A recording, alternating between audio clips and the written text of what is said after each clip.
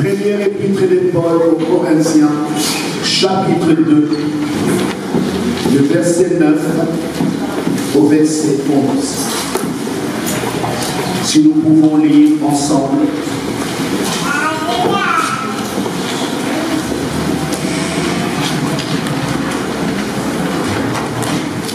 1 Corinthiens chapitre 2, le verset 9.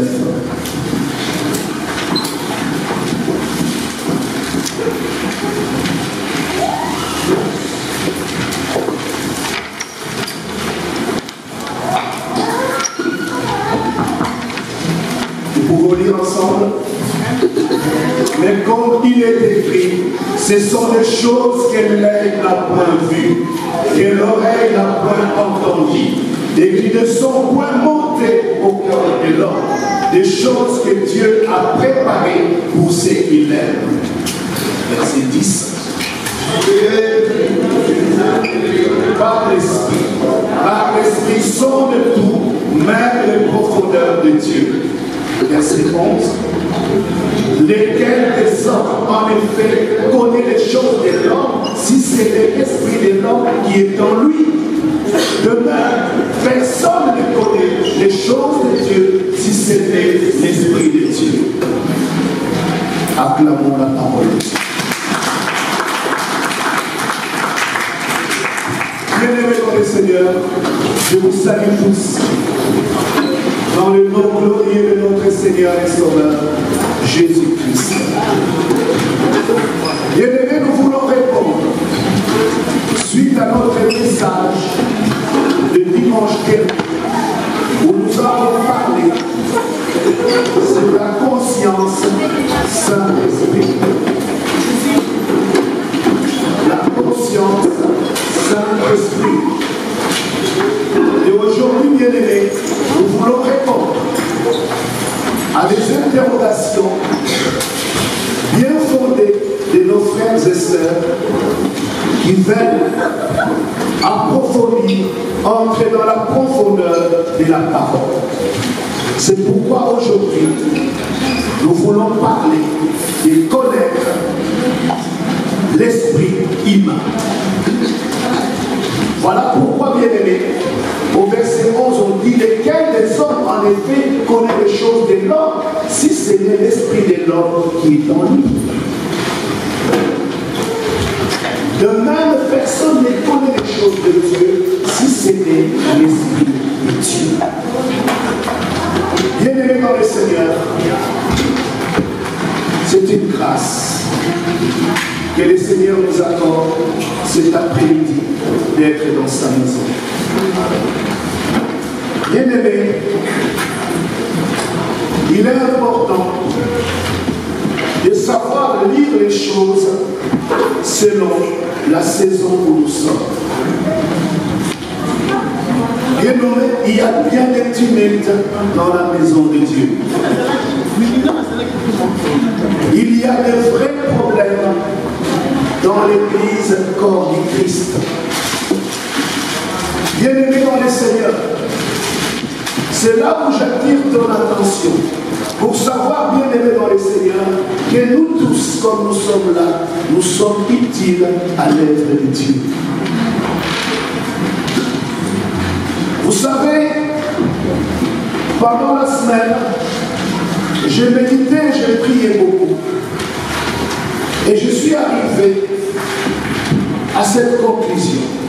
Qu'est-ce qui nous manque? Qu'est-ce que nous avons besoin?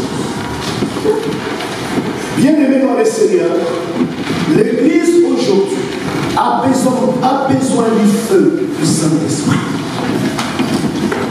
L'Église a besoin du feu du Saint-Esprit. Mais bien-aimés, pour avoir le feu, on ne peut pas mettre un seul morceau de bois. Par contre, il faut qu'on puisse mettre 1, 2, 3, 4, ainsi de suite. Plus il y aura des morceaux de bois, plus il y aura du feu. Cela nous amène à nous faire comprendre que nous tous dans la maison de Dieu, nous sommes utiles. Alléluia.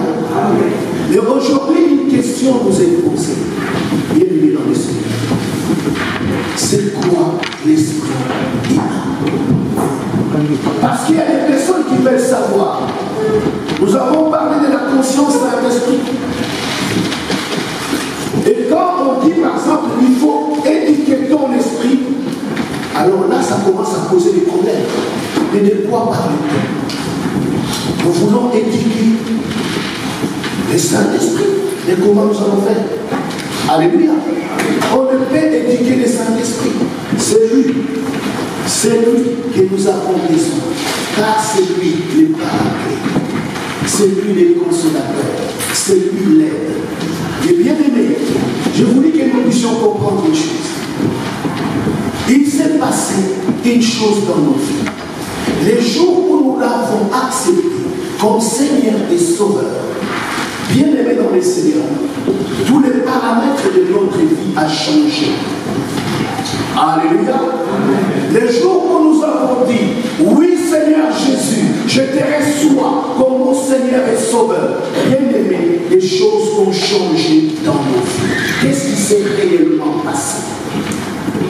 L'Esprit créateur est venu en nous habiter dans notre esprit. Alléluia. Alléluia. Bien aimé, c'est ce que nous voulons comprendre. L'homme a été créé en trois parties.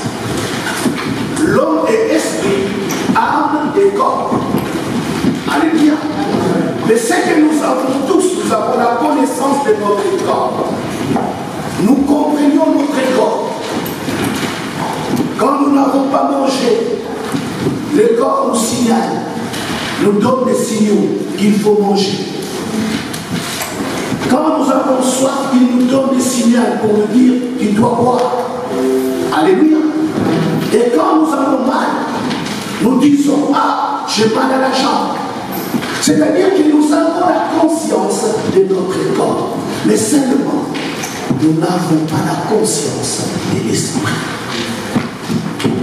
C'est pourquoi, bien aimé dans le Seigneur, nous avons donné ces versets qui commencent par nous dire au verset 9.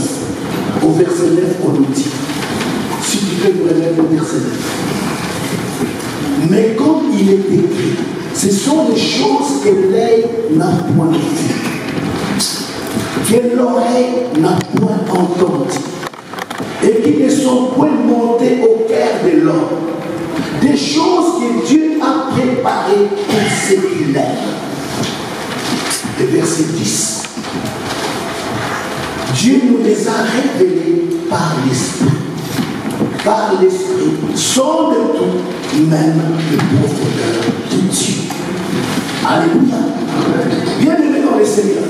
C'est là où nous disons à l'église que nous sommes. Nous sommes plus qu'un corps. Ton véritable toi, ce n'est pas ton corps. Ton véritable toi, c'est ton esprit. Alléluia. Alléluia. Il y a de cela 2 ou 3 dimanches. Nous avons parlé, je crois que c'était le dimanche dernier, nous parlons de Lazare et de l'homme riche. C'était pourquoi pour nous révéler, pour voir que quelqu'un qui était mort pouvait sentir. Quelqu'un qui était mort avait des souvenirs. Quelqu'un qui était mort pouvait avoir soif. Alléluia. Cela veut dire quoi? Dans notre esprit est imprimé l'ADN de tout notre corps. C'est-à-dire que c'est l'esprit que tu dois, bien aimer dans les Seigneurs, soigner. Comme tu es aujourd'hui en train de soigner ton corps. Le matin, tu te réveilles, personne ne te pousse.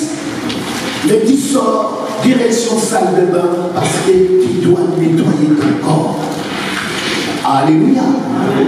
Mais bien aimé dans le Seigneur, c'est là où j'aimerais te dire que bien aimé. De la même manière, quand la conscience de l'esprit commence à naître en nous, de nous connaître que nous sommes d'abord un être spirituel et non pas un être charnel, alors là, il y a une transformation et un changement de nos décisions. Parce que là, nous commencerons à avoir soif. Le matin, nous nous dirons, il faut que je prie. Alléluia. À midi, nous nous dirons, il faut que je prie. Le soir, nous nous disons, il faut que je médite la parole de Dieu, parce que j'en ai besoin. Mon frère, ma soeur, bien-aimé dans le Seigneur, c'est pourquoi je t'invite le long de ce petit voyage, pour que nous puissions saisir et comprendre la grandeur et la profondeur de la parole de Dieu. Nous disons, bien-aimé dans le Seigneur, que nous avons besoin de la révélation. L'apôtre Paul s'est adressé aux Éphésiens. Quand il s'est adressé aux Éphésiens, il a compris une chose. Il dit le problème des Éphésiens, ce n'est pas un problème. Ce n'est pas un problème normal. Alors il a adressé au Père cette prière pour dire Seigneur, le Père de mon Seigneur Jésus, je te prie afin que tu donnes un esprit de sagesse et de révélation dans ta connaissance. Il priait cela pour que les Éphésiens comprennent qu'ils doivent prendre la direction afin de comprendre les choses de l'esprit. Les choses de l'esprit viennent par révélation. On ne peut pas les comprendre par notre intellect. C'est ce qui fait que les gens qui ont fait des bonnes études, des gens qui sont peut-être des philosophes, qui sont peut-être des docteurs de la lettre, où ils ont étudié les lettres, qui comprennent bien les français, mais ils sont incapables de comprendre la parole de Dieu. Et pourtant, parfois, un petit enfant fait te révéler des choses et tu te poses la question, et comment il a fait? Mais tout simplement parce qu'il a ouvert son esprit et Dieu l'a fait. Vous savez, dans la parole de Dieu, un jour Jésus pose la question. Il pose la question à ses disciples. Il dit, qui suis-je pour vous? Quand il a posé la question, les gens ont commencé par me répondre. Tu sais, les gens disent que tu es Jean-Baptiste. Les gens disent que tu es Élie. Les gens disent que tu es ainsi. D'accord. Et ils disent, mais vous, que dites-vous que je suis? Personne ne pouvait les répondre. Mais Pierre va dire, tu es le Christ, le Fils du Dieu vivant. Mais il va ajouter, Jésus lui répond, il dit, Pierre, ce n'est pas de toi-même que c'est la vie. C'est mon Père dans les ciels qui t'a révélé cela. Alléluia. Mon bien-aimé dans le Seigneur, pourquoi ces messages aujourd'hui? Bien-aimés, nous sommes dans des temps difficiles. Aujourd'hui, les ténèbres sont en train de couvrir la terre. Mon frère, ma soeur, les ténèbres couvrent la terre. Et c'est là où j'aimerais te dire, mon frère, ma soeur, regardez. Je ne sais pas si nous sommes en train de vivre le même monde que moi. Mais parfois, je m'étonne des choses qui se passent chaque jour. Qui te réveille le matin, celui-là n'est plus. Qui te réveille le matin, celui-là n'est plus. Ainsi de suite, ainsi de suite. C'est un hécatombe qui est en train de se suivre. Mais est-ce que nous avons compris cela? Je pense que non. Pourquoi? Parce que notre intelligence est voilée. Alléluia. Nous entendons. Nous disons, ah, c'est triste. Mais personne ne se réveille. Personne ne prend conscience. Et nous continuons notre bonhomme de chemin comme si rien n'était. Nous continuons à faire le mal comme si rien n'a changé. Nous continuons à injurier, à mener la même vie. Et pourtant dimanche, nous prenons nos Bibles, direction église. Mais enfants de Dieu, est-ce que vous comprenez les temps dans lesquels nous sommes? Alléluia. Mon frère, ma soeur, j'aimerais que nous puissions savoir. Je vous dis une chose. Dieu n'est pas un Dieu injuste. Son nom, c'est Jéhovah Jireh, le Dieu de la justice. C'est-à-dire que chez Dieu, il n'y a pas d'enfant chéri. Il n'y en a pas. Dieu n'aimera pas un tel plus que l'autre. Non, bien aimé dans le Seigneur.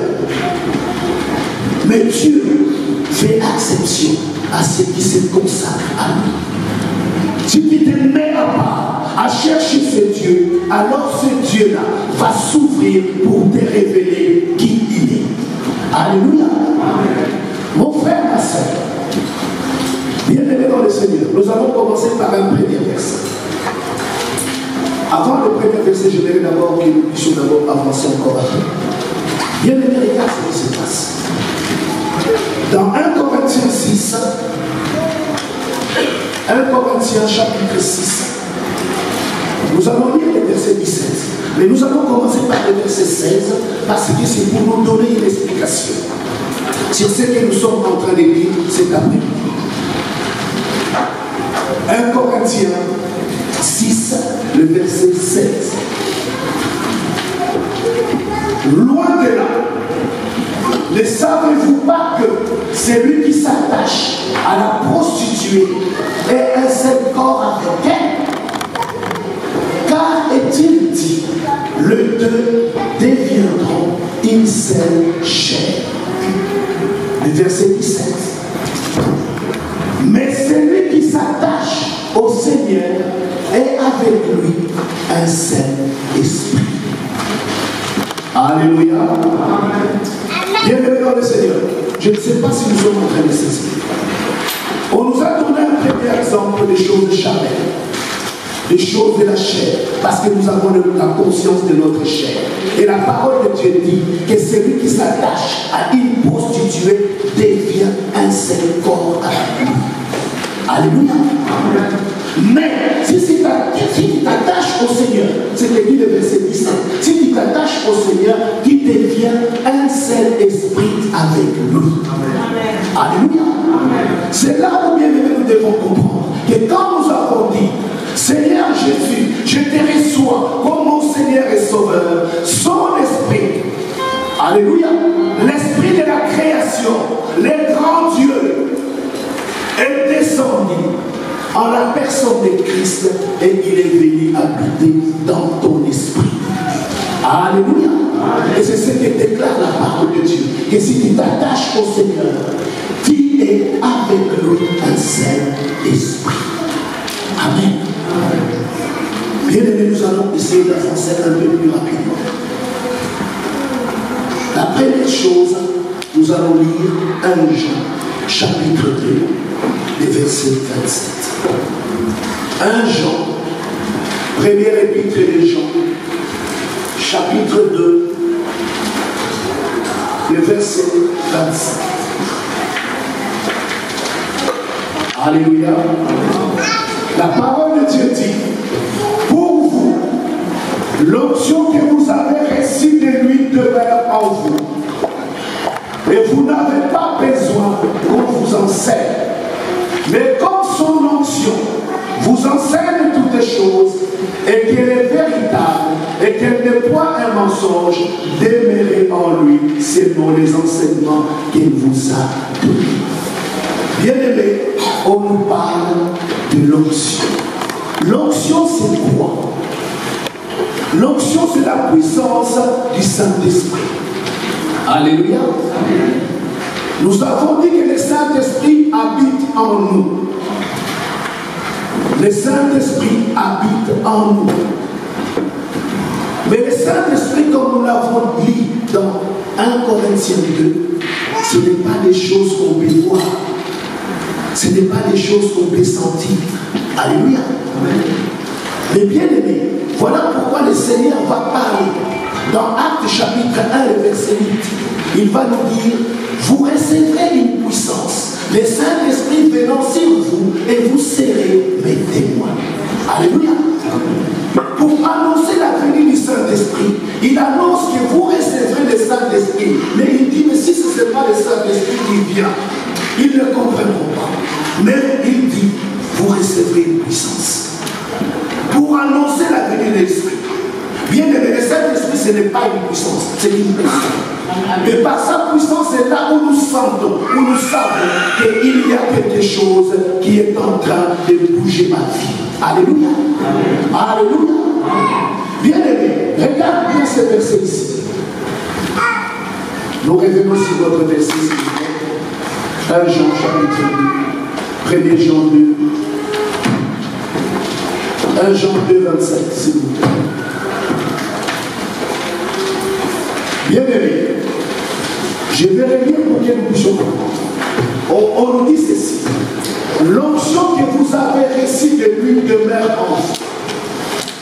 On ne nous dit pas que l'onction que vous recevrez. Alléluia. On ne parle pas, on ne dit pas que l'onction que vous recevrez. On nous dit l'onction que vous avez reçue. C'est-à-dire que comme on est tous là, l'onction de l'Esprit de Dieu est en nous. Alléluia. L'onction du Saint-Esprit est en nous.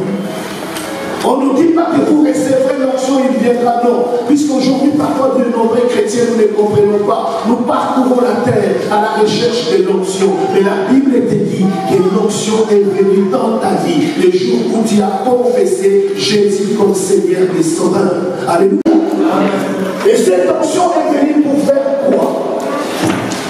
Bien aimé dans le Seigneur, je vais aller avec lui parce que si nous continuons, si nous allons l'entendre, ça sera difficile. Ésaïe chapitre 10, verset 27. Pourquoi l'onction est venue demeurer en vous? Ésaïe 10, le verset 27. Voici ce que la parole de Dieu dit. En ces jours, son fardeau sera ôté de ton épaule et son joug de ton cou. Et la graisse fera éclater les jougs. Alléluia. Qui est venu mettre dans ta vie les fardeaux? Les fardeaux qui te transportent sur ton épaule. Alléluia. Qui est venu mettre les jougs dans ta vie? Mais la parole, la réponse est là. Elle nous dit que la graisse fera éclater les jougs. Dans les autres versions, ce n'est pas graisse, c'est marqué l'huile.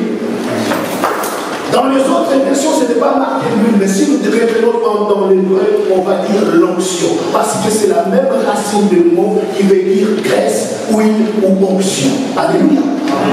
Mon frère, ma soeur, cela est en train de nous montrer qu'aujourd'hui, nous sommes en train de vivre parfois avec des fardeaux sur nos épaules.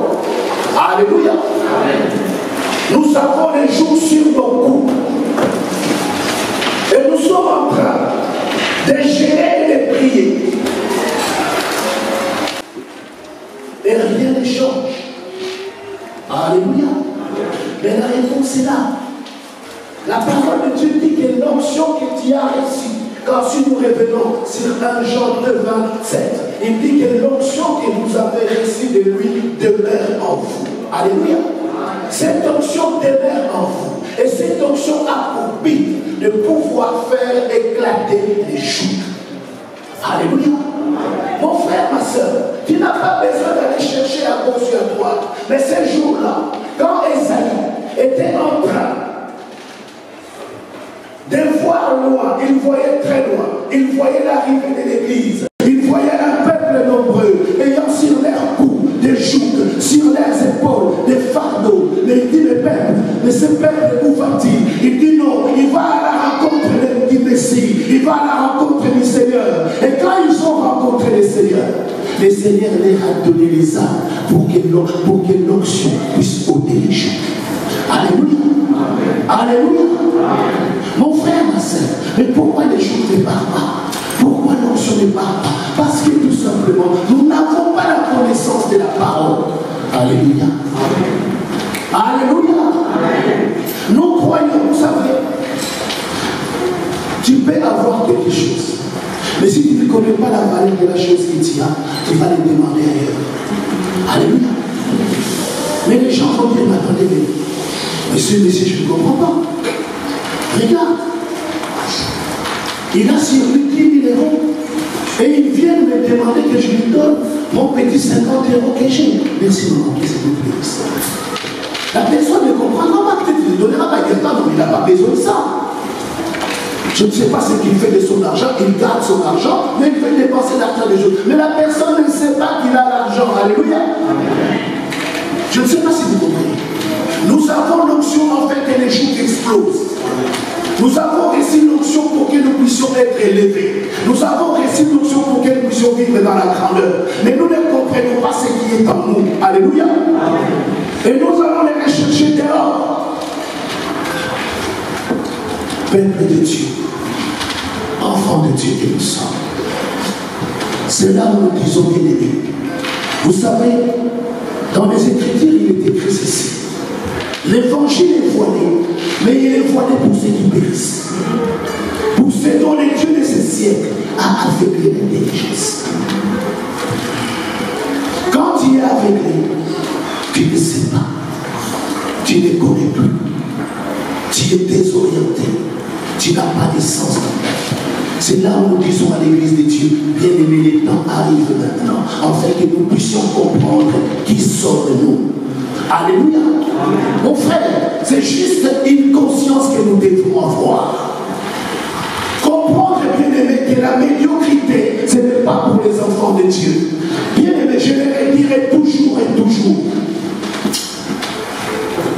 La médiocrité, ce n'est pas pour ceux qui ont reçu Jésus comme Seigneur et Sauveur. Jésus s'est appauvri, afin que toi et moi devenions riches. Il a pris nos fardeaux. Alléluia. Il a mis l'onction de son esprit dans ta vie, afin que par l'onction, afin que les joues éclatent, afin que les joues explosent. Mais bien aimé dans les Seigneurs, nous courons de gauche à droite. Vous savez, ce qui est en toi, si tu te mets, tu mènes la vie que tu es en train de mener aujourd'hui, rien ne changera. Alléluia. Rien ne changera. Bien aimé, nous tous là où nous parlons, Dieu nous a fait sacrificateurs. Je dis bien nous tous, sans exception, nous sommes sacrificateurs. C'est ce qu'il déclare dans Apocalypse chapitre 5. Il dit qu'il a fait de nous un royaume de sacrificateurs pour Dieu son Père, et nous régnerons sur la terre. Alléluia. Amen. Mais comment régnera-t-il sur la terre si tu ne comprends pas les choses que Dieu t'a données gracieusement? Alléluia. Amen. Si tu n'arrives pas à exploiter ces choses, comment veux-tu que tu puisses vivre la vie de la victoire? Comment veux-tu que tu puisses vivre la vie de la grandeur? Bien aimé, la grandeur c'est pour l'église. Alléluia. Mon frère, que personne ne te trompe. Notre problème, c'est ce que nous avons mis entre parenthèses dans 1 Corinthiens 6, le verset 16. Au lieu d'être attachés à Christ, nous sommes attachés à la prostituée. Alléluia. Amen. Au lieu d'être attachés à Dieu, nous sommes attachés à ce monde. Alléluia. Amen. Mon frère, ma soeur, aussi que nous vivrons cette vie de médiocrité, la médiocrité, la maladie, la pauvreté, et je le sais, et tout son lot de misère continuera à faire route ensemble avec toi. Alléluia. Il arrive le temps maintenant où l'église de Dieu doit se dessaisir. Nous arrivons au moment où l'église de Dieu doit comprendre qui il est. Mon frère, ma soeur, Dieu ne viendra pas prier ta place. Alléluia. Dieu ne fera pas de jeûne à ta place. Alléluia. Aujourd'hui, nous avons fait un choix de vie qui nous amène vers l'échec. Regarde ce qui est en train de se passer dans le monde présent où nous sommes. Que cela nous serve d'exemple. Mon frère, ma soeur, je te dis, sors de la distraction. Alléluia. Sors de la distraction. Car la vie que tu mènes est incompatible avec l'acte de la sanctification.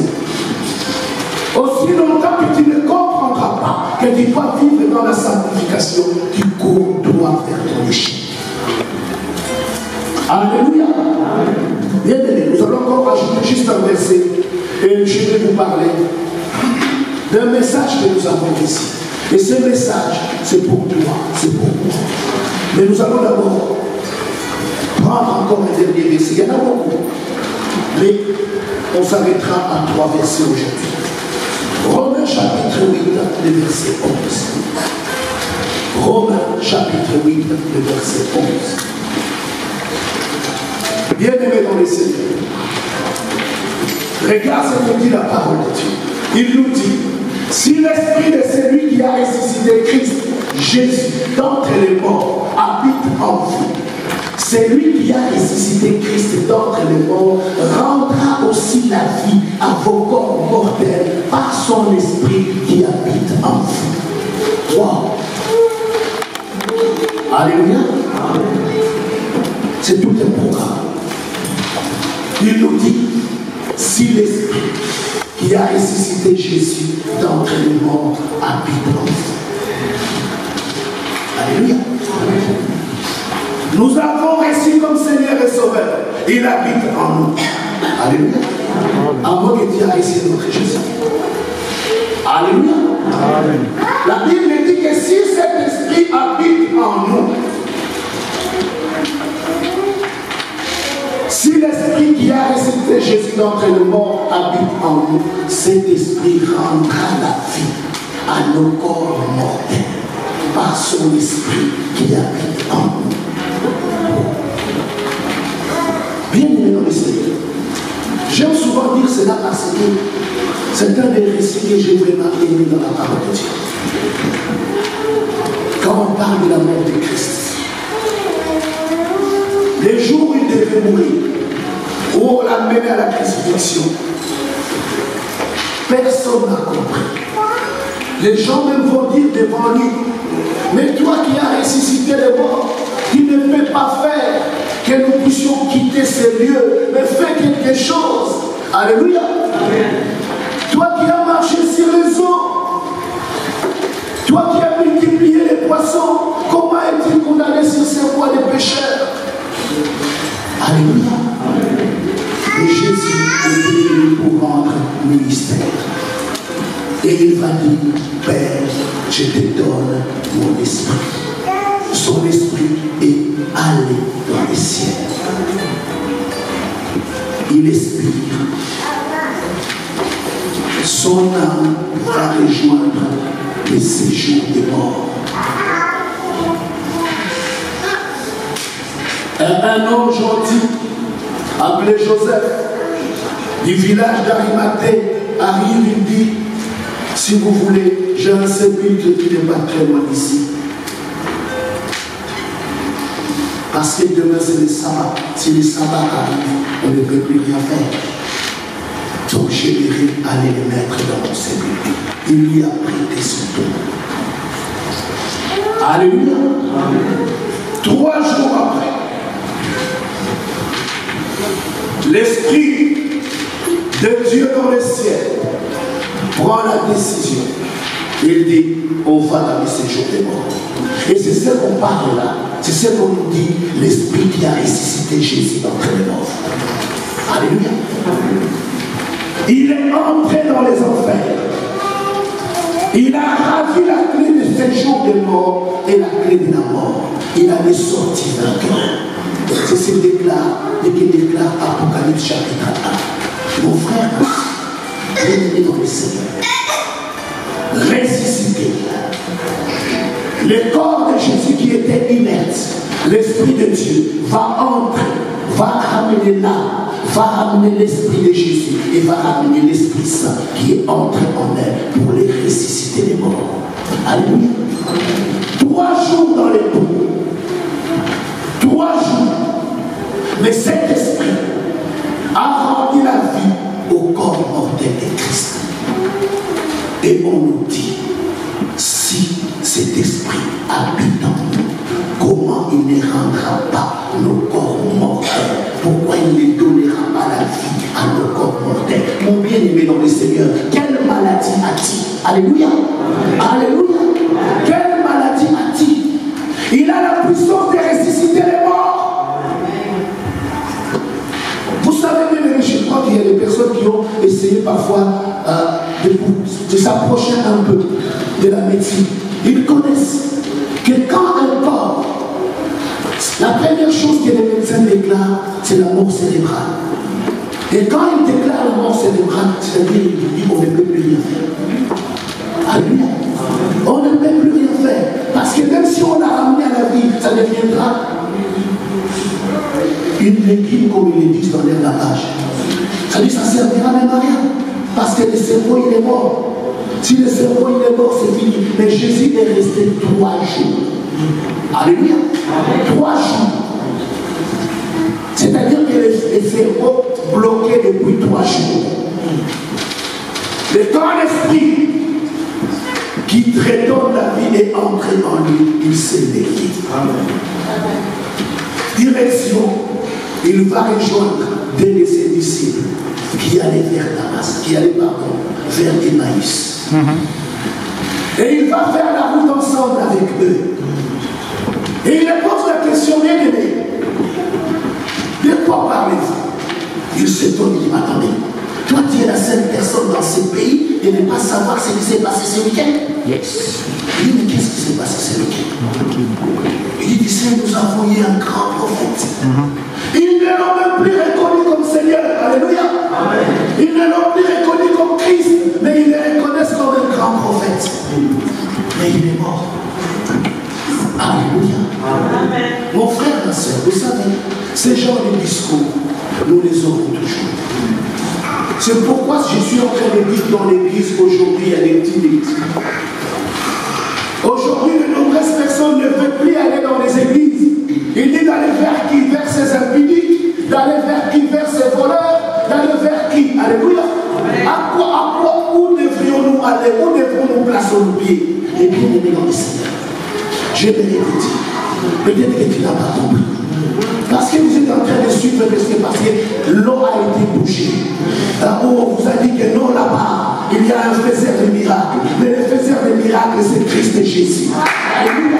Aucun homme n'est capable de ressusciter quelqu'un. Aucun homme. Bien-aimé, on ne s'accapare pas de la gloire de Dieu. C'est pourquoi Dieu aujourd'hui est en train de révéler à nous ce qui est caché. Alléluia. Ne vous étonnez pas, nous sommes dans le temps de la fin. Voilà pourquoi je suis en train de vous dire, lèvez-vous maintenant.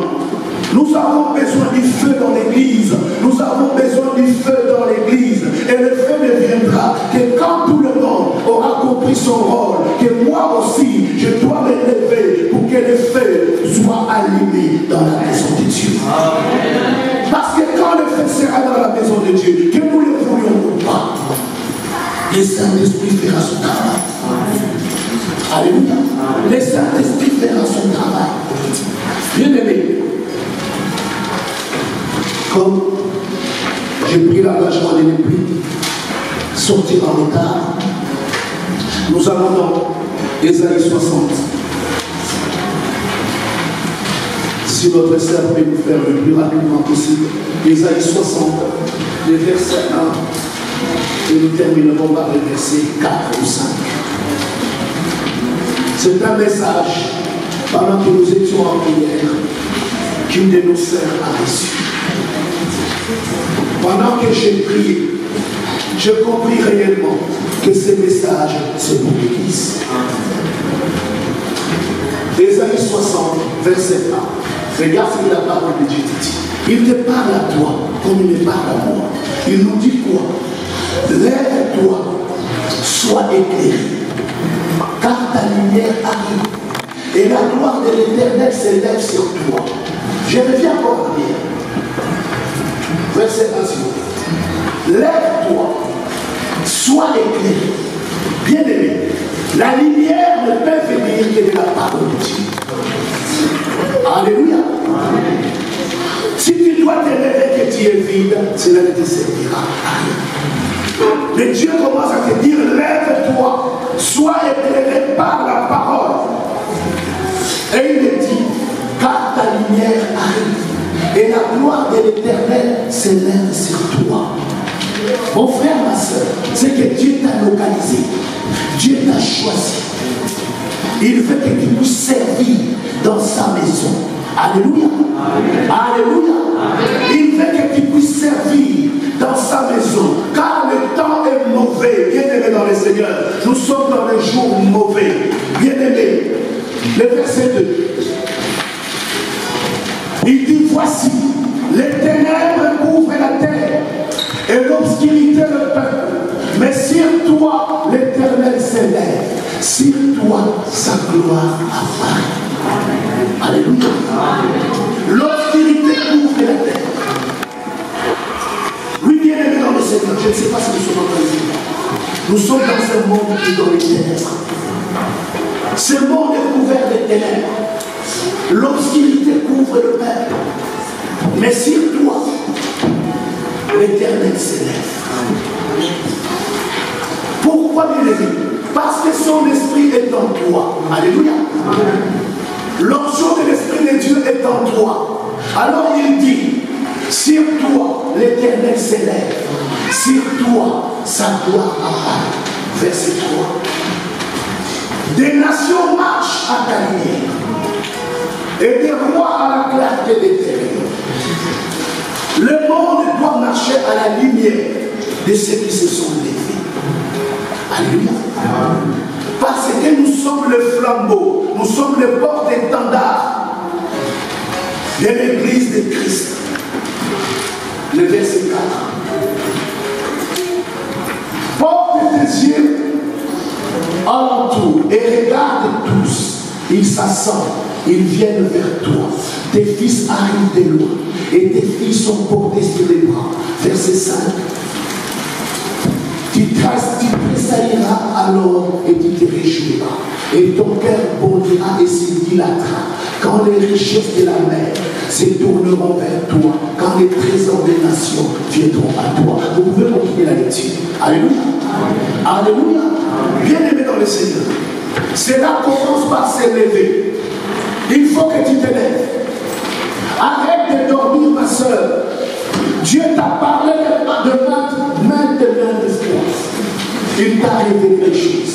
Il y a des personnes dans cette maison à qui Dieu a parlé. Il les a montrés, ils regardent ce qui arrive.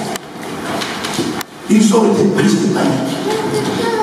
Ces jours-là, ils se sont mis à genoux. Car la semaine, ils sont venus à l'église.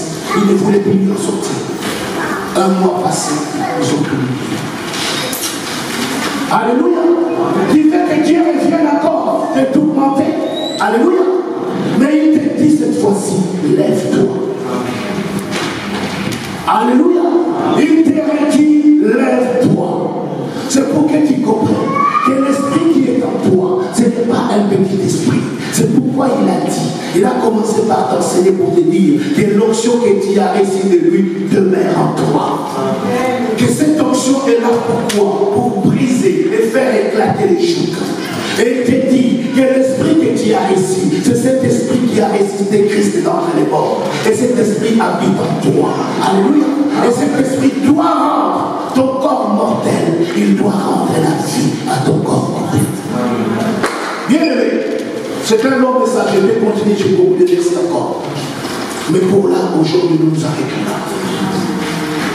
Et je termine par Ésaïe 62, le verset 1.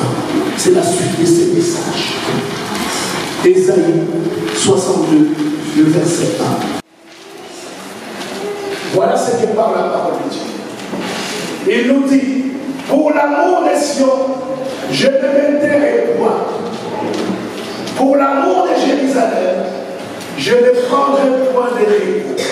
Jusqu'à ce que son salut passe comme l'aurore et sa délivrance comme un flambeau qui s'allume. Alléluia. Est-ce que vous avez compris le message? Tu dois t'élever parce que Dieu te donne une mission. Et la mission qu'il te donne, il te dit ceci. C'est-à-dire que si nous avons compris la mission, alors nous pouvons confesser et dire, pour l'amour des Sion, je ne le taire pas. Sion, c'est l'église. Alléluia. Jérusalem, c'est la fille, c'est-à-dire les enfants de l'église. Toi et moi. Alléluia. La Bible dit quoi? Pour Sion, je ne me tairai point. Pour Jérusalem, je ne prendrai point de repos. C'est-à-dire que les gens sont déterminés. Pourquoi? Parce que jusqu'à ce que nous voyons paraître le salut, jusqu'à ce que nous voyons la délivrance comme un flambeau qui s'allume. Alléluia. Alléluia. Nous allons nous lever, nous allons prier. J'espère que vous avez l'esprit de Dieu. J'espère que vous l'avez reçu.